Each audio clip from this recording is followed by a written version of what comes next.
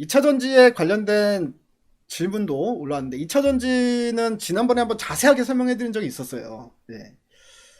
그 스트리밍이 아니라 업로드 시킨 거를 제가 업로드 시킨 거 찾아보면 2차 전지에 대해서도 그때 한 20분? 20분에서 30분 정도 자세하게 그 설명드린 내용이 있는데 그냥 또 간략하게 좀 설명을 드리면 2차 전지는 결국에는 환경하고 직결이 되는 거죠. 환경 문제.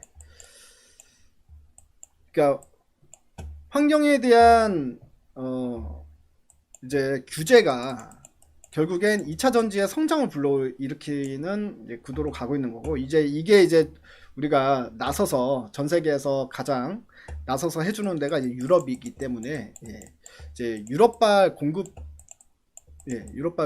증가하는 그런 이제 수순으로 이제 들어가는 거다라고 생각하시면 됩니다. 근데 뭐 이제 중국 같은 경우에는 전기차가 가장 많이 팔리는 곳이 중국. 그러니까 전기차 소비가 가장 많은 데가 이제 중국. 전 세계 전기차의 40%가 중국에서 팔리니까요. 그리고 유럽 같은 경우에는 앞으로 이제 공급이 확대될 곳. 근데 이제 중국 같은 경우에는 원래는 중국산 배터리를 장착한 차에 대해서만 보조금을 주는 거죠. 그러니까 중국에서 전기차가 많이 팔리는 게 거의 보조금을 어마어마하게 많이 주니까 전기차를 살 경우에 중국 정부에서 보조금을 주니까 전기차가 이제 상당히 이제 부담이 덜하죠. 이 일반 차보다 오히려 더 싸게 구매할 수 있다. 중국 사람들은 그런 것 때문에 이제 중국에서는 전기차가 많이 팔렸던 거거든요. 근데 이제 여기에 이제 조건을 달아버리기 시작하는 거죠. 이제 중국은 자국 산업 보호에 너무 신경을 쓰는 자국 산업 신경 쓰고 거기에 대한 가장 큰 피해가 우리나라 아닙니까? 그러니까 우리나라에서 만드는 거를 맨날 자기네가 자급화한다고 우리나라에서 수입하기 싫다고 우리나라에 수출할 건 다 하면서 우리나라 거 수입하기 싫다고 자기네가 다 만들어 버리는 거 아니에요? 나쁜 새끼들입니다. 근데 어쨌든 보조금도 딱 그렇게 줘. 핀셋으로 너네가 전기차를 살 때 이 전기차 배터리를 중국산을 썼느냐 한국산을 썼느냐를 본다 이거예요. 한국산 쓴 거는 나 보조금 안 줘. 중국산 배터리를 쓴 전기차를 구매할 때만 보조금을 줄게 라고 하는 거예요. 그러니까 어떻게 되겠습니까? 중국에 아무리 전기차가 많이 팔려도 실질적으로 우리나라 업체들은 수혜를 볼 수가 없는 구조였다라는 겁니다. 근데 이게 바뀐다는 거죠. 일단은 보조금을 뭐 100년 만년 줄 수는 없는 거잖아요. 중국 정부가. 그러니까 어느 정도 대중화가 되고 가격이 떨어지기 시작하면 중국도 보조금을 이제 그만 주기 시작할 타이밍이 오잖아요.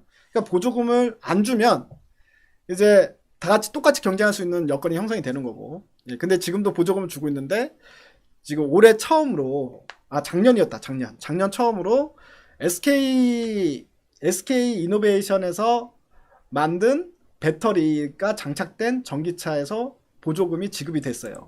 이 얘기는 점차 이제 그런 이분법적으로 중국산 배터리를 장착한 것만 보조금 주고 나머지는 안 주겠다라는 거를 지금 중국이 못하고 있는 상황이다. 안 하고 있는 상황이다. 내가 봤을 때는 안 하고 있는 게 아니라 못하고 있는 거죠. 왜냐면 눈치 보이잖아요. 아무래도 지금 미국이 계속해서 중국을 때리고 있는데 미국이 중국 때릴 때마다 중국이 계속 하는 이야기가 뭐냐면 자유무역에서 미국이 자꾸 보호무역 주기로 가는 거를 자꾸 이제 비판을 하면서 본인들은 또 그걸 할 수 없으니 눈치도 보이죠. 아무튼 이제 그렇게 하면서 중국에서도 한국산 배터리에 대한 판매가 살아날 가능성이 있다. 여기에 대한 기대감이 있는 건데 이거 말고 이제 더 중요한 게 결국 유럽인데요. 자, 유럽 같은 경우는 요건 그 이제 탄소 배출권을 본격 시행하고 있는 대륙입니다. 전 세계에서 이제 탄소 배출권 돈으로 계산해 가지고 벌금 물리는 데가 지금 우리나라도 그렇게는 안 하고 있잖아요. 유럽은 이미 그렇게 하고 있는 상황입니다. 작년부터 그렇게 해 왔었고 올해 이제 폭스바겐이 거의 10조 그러니까 내야 되는 탄소 배출권에 관련된 벌금만 10조에 육박한다. 이런 이야기가 있으니까 어떻게 해요? 당연히 폭스바겐이 됐든 벤츠가 됐든 BMW가 됐든 아우디가 됐든 뭐가 됐든 간에 지금 유럽의 자동차 회사들은 전부 다 전기차 생산 비중을 급속도로 늘리기 시작하는 겁니다. 전기차 생산 비중 급속도로 늘리기 시작하는 거고 여기에 대해서 결국에는 배터리 업체들이 수혜를 볼 수밖에 없는데 배터리 업체라고 하면 일단은 저희 일본 파나소닉 그 다음에 대한민국 LG화학 그 다음에 삼성 SDI 그리고 중국 애들 중국 애들도 이제 2차 전지 많이 만드니까. 근데 모르겠어요. 예, 중국 애들 배터리는 쓰고 싶지 않을 것 같아. 그렇지만 전 세계에서 전기차 판매가 가장 많이 되는 곳이 또 중국이기 때문에 예, 일부 업체들은 중국산 배터리를 쓰는 업체들도 생길 수는 있을 것 같아. 예, 그렇죠? 왜냐면 중국에서도 팔아먹어야 되니까. 예.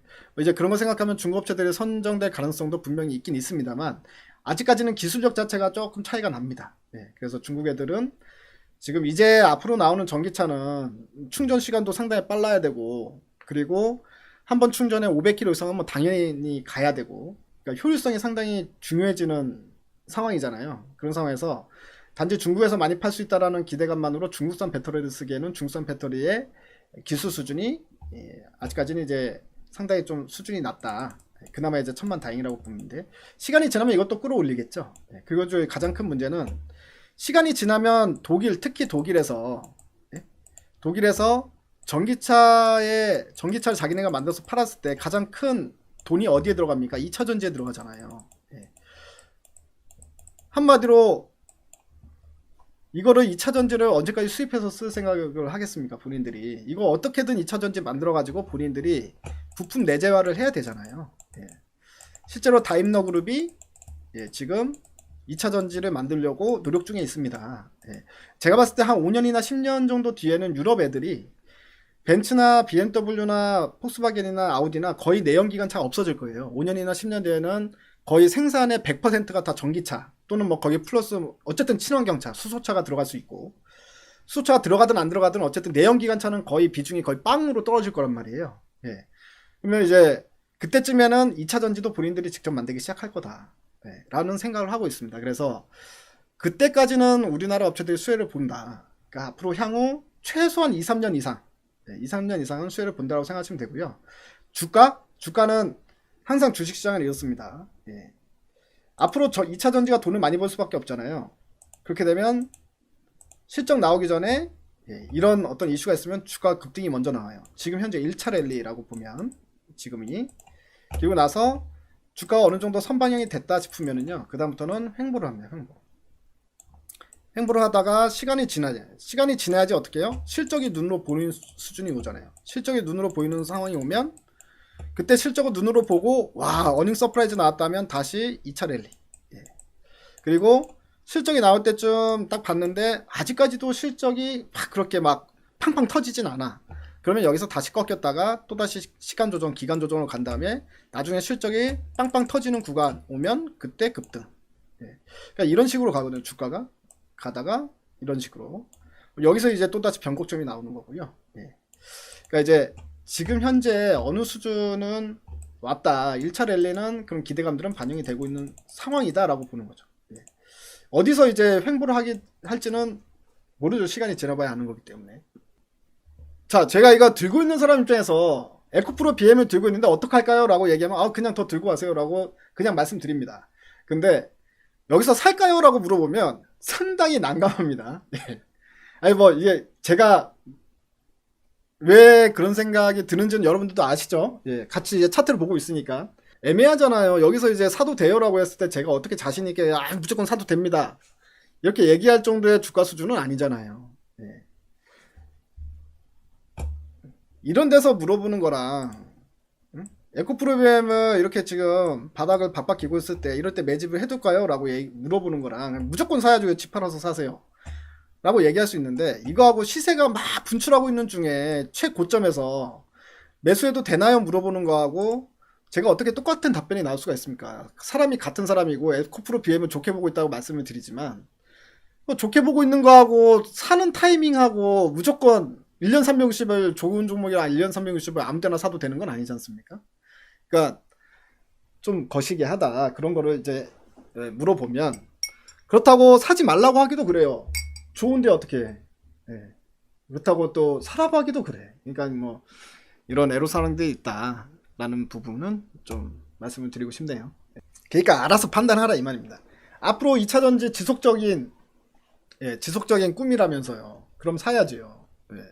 그러니까 이제 이런 데서도 자신있게 살 수 있는 사람은 사는 거고 이제 제 입장에서는 제 돈은 아니기 때문에 그냥 사요 이렇게 그냥 편하게 얘기해도 되긴 합니다만 혹시나 저는 더 걱정이 되는 거죠. 예. 제가 사도 된다, 사세요. 그냥 막 이렇게 강하게 이야기했다가 혹시나 예? 백진수 때문에 물린 사람이 생길까봐 예. 걱정이 되니까 이제 그런 거고. 그 거의 뭐 이제 확신이 거의 뭐 100% 확신이 드는 상황들이 발생되지 않습니까? 이제 그런 데서는 어차피 물릴 수는 있어도 절대 손해를 보고 팔 가능성은 적다 싶을 때는 그냥 강하게 말씀드리는데, 어쨌든 신고가 행진을 하고 있는 종목은 그 자체로 제가 뭐라고 코멘트를 정확하게 해드리기는 부담감이 있는 게 사실입니다. 예를 들어서 제 회원이에요. 우리 샀다가 아니다 싶으면 바로 손절을 할 수 있어. 뭐 그런 상황이면은 당연히 살 수 있지. 뭐 아무거나 뭐 급등이 나왔든 급락이 나왔든 간에 사고 싶은 건 다 살 수 있는 거 아닙니까? 아니다 싶을 때 얼마든지 대응을 할 수 있으면. 근데 사실 여러분들 스트리밍 할 때 이렇게 만나고 뭐 어차피 이제 제가 개인적으로 업로드 시키는 거 여러분들이 일방적으로 보고 이런 상황에서 이야기 한번 해주면 그걸로 끝인데, 거기서 이제 뭐라고 해야 되나요? 예. 그러니까 여러분들이 잘 대응을 할 수 있을지 없을지도 의문이 있고 사실 그렇습니다. 네. 그래서 안 오른 것들은 자신 있게 말씀드릴 수 있어요. 안 오른 것들 중에서 이제 사야 되는 것들. 제 지난번에 말씀드렸죠. 5G는 아까도 보게 되면 인프라 투자, 미국 인프라 투자에 5G가 들어가 있잖아요. 그렇기 때문에 5G는 최근에 안 올랐어. 5G가 최근에 안 올랐기 때문에 5G 애들은 여러분들 좀 사볼 만한 것 같아요. 제가 봤을 때. 예. 자, 5G 애들 중에 제가 이제 좋게 보고 있는 거는 예. HFR이라고 몇 개 알려드릴게요. 예. 이런 거는 주가가 바닥권이라서 부담은 없잖아요. 예. 오늘 뛰쳐 오르긴 했지만 뛰쳐 올라봤자 바닥권 아닙니까? 5G 같은 경우에는 어쨌든 뭐 미국 인프라에서 5G 이야기가 나왔기 때문에 예. 인프라 투자에 있어서 그래서 오늘 5G 관련주들이 이제 급등이 다시 나왔는데, 근데 이 HFR 같은 경우가 이제 미국 모멘텀이 있는 애거든요. 원래 올해 AT&T하고 버라이즌, 그러니까 미국의 AT&T 통신사, 버라이즌하고 AT&T라는 이 양대 통신사에 그 프론트 중계기를 수출할 상황이었어요. 근데 코로나 때문에 수출이 막혔어요. 코로나 때문에 수출이 안 된 거지. 그러니까 이제 오히려 미국이 5G 건설 들어간다 그러면 얘네들은 미국에 수출할 예정에 있는 애들이기 때문에, 근데 이제 코로나가 국면이 끝나면 결국엔 다시 수출이, 그러니까 이제 본격적으로 수출이 시작되는 타이밍에 있는 애기 때문에 이런 애들은 수혜가 될 수 있겠구나 이런 생각이 들고요. 그리고 전통적으로 KMW 이런 애들은 5G에 있어서 핵심적인 부품을 안테나를 만드는 애들이기 때문에 예. 당연히 우리나라뿐만이 아니라 전 세계적으로 5G 건설이 시작이 되면 예, 수출 모멘텀이 생길 수 있는 애다. 예. 이노와이어리스.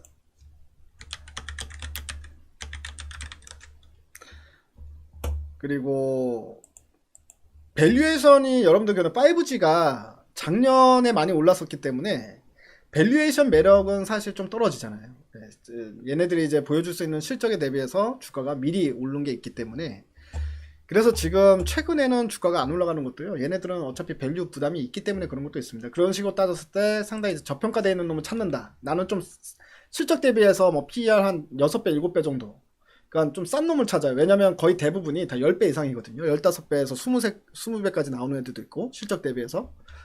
이제 그렇게 좀 싼 놈을 찾는다면 서진 시스템도 괜찮습니다. 서진 시스템은 삼성전자 통신, 삼성전자도 5G 여러분들 합니다. 5G 그 수주 받아서 통신 장비 납품하거든요. 그 화웨이가 이제 전 세계적으로 막히기 시작하면서 삼성이 오히려 수혜를 받고 있는데, 삼성의 통신 장비 납품하는 애가 서진 시스템. 얘는 이제 실적 대비해서 지금 PER이 한 6배, 7배? 뭐 이 정도밖에 안 되니까 좀 저평가되어 있는 애입니다. 그러니까 뭐 이런 애를 봐도 되고, 뭐 여러분들 구미에 맞는 걸로 이제 보시면 되지 않겠어요?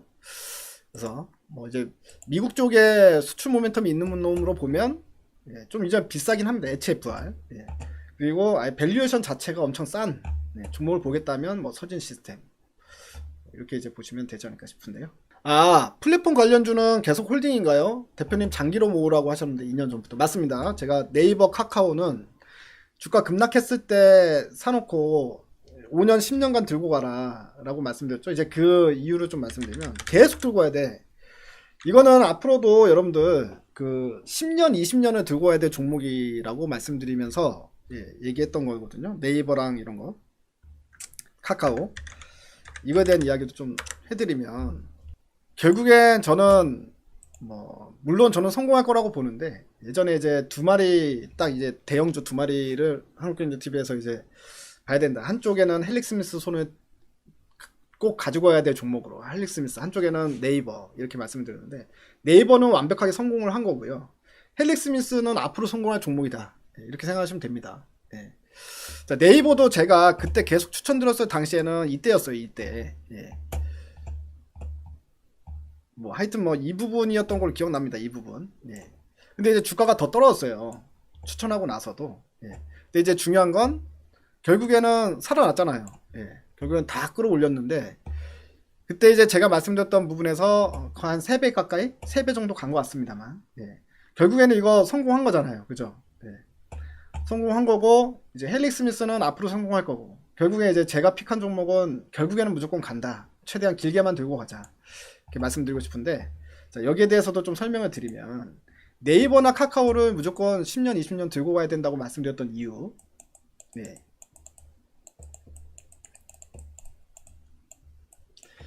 여러분들, 자, 3차 산업혁명이, 자, 1차 산업혁명은 증기기관, 2차 산업혁명은 전기의 발달, 3차 산업혁명이 컴퓨터 발달이에요.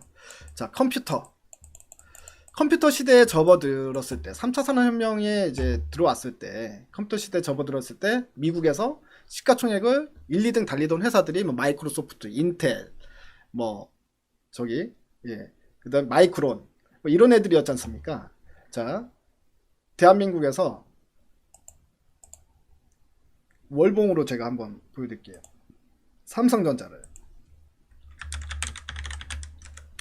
삼성전자가 단기적으로 보면은 실적이 좋을 것 같으면 올라가고, 실적이 떨어질 것 같으면 떨어지고, 이런저런 이슈로 왔다 갔다 하지만, 이거를 지금 길게 한번 봐볼게요. 길게 월봉으로 보겠습니다. 월봉으로 보면 어떻게 해요? 2000년에 들고 있던 사람이 그냥 그대로 들고 있다라고 했을 경우에, 2000년 여태 들고 있었던 사람이 그대로 들고 있다고 했을 경우에 지금 몇 배 계산도 안 되네. 600원에서 6만원이면 1000배 수익이 나는 거잖아요. 그리고 10년 전에 들고 있었던, 2010년에 들고 있었던 사람, 이때 들고 있었던 사람도 지금까지 들고 있으면 수익이죠. 그러니까 안 팔고 그냥 쭉 들고 왔을 경우에 이런 식으로 계속해서 시간이 가면 갈수록 쭉 올라갈 수밖에 없는 이런 형태의 주가를 가지고 있으면, 주식을 가지고 있으면, 이거는 이제 들고 가면 들고 왔어. 그러니까 얼마나 오래 들고 가느냐에 따라서 내 수익률이 달라지는 거지 않습니까? 오래 들고 있을수록 수익이 많이 나는 거잖아요.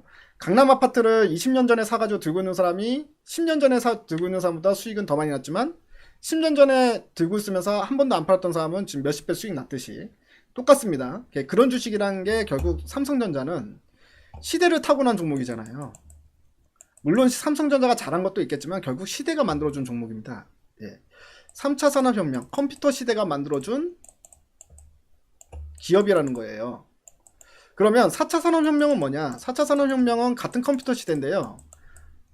지능형 컴퓨터 시대라고 표현합니다. 4차 산업혁명을. 지능형 컴퓨터. 얘기는 3차 산업혁명은 하드웨어의 발전으로 인해서 효율성이 증대되는 시대. 그리고 대량 생산이 가능해진 시대.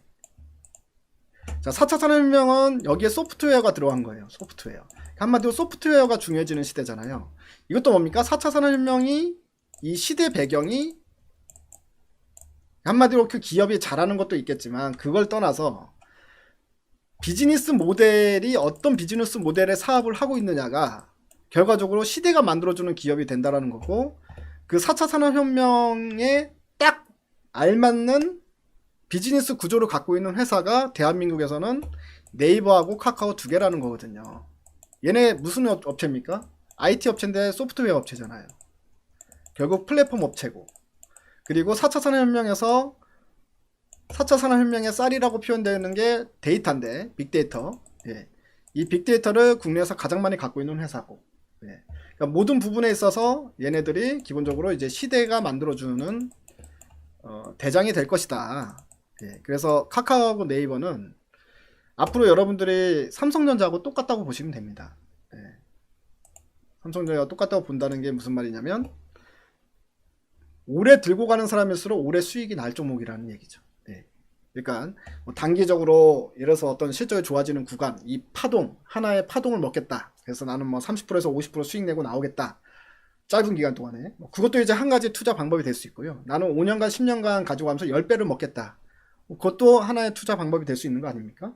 그러니까 뭐가 정답이다라는 건 없죠. 단기간에 빨리 먹고 빨리 치고 빠져가지고 내가 필요한 돈을 또 쓰고 또 딴 것 또 사고 그렇게 하면서 나는 매년마다 수익을 쌓아가는 방식으로 갈지, 아니면 한 종목 정도는 10년 들고 갈 생각으로, 아니면 자식한테 물려줄 생각으로 들고 가지고 10년 20년간 보유해가지고 막 100배 1000배 만배 막 이렇게 수익을 낼 거냐, 뭐 이제 그런 부분들에 대한 선택인데, 금액이 작게 들어가면 오래 들고 갈 수 있겠죠.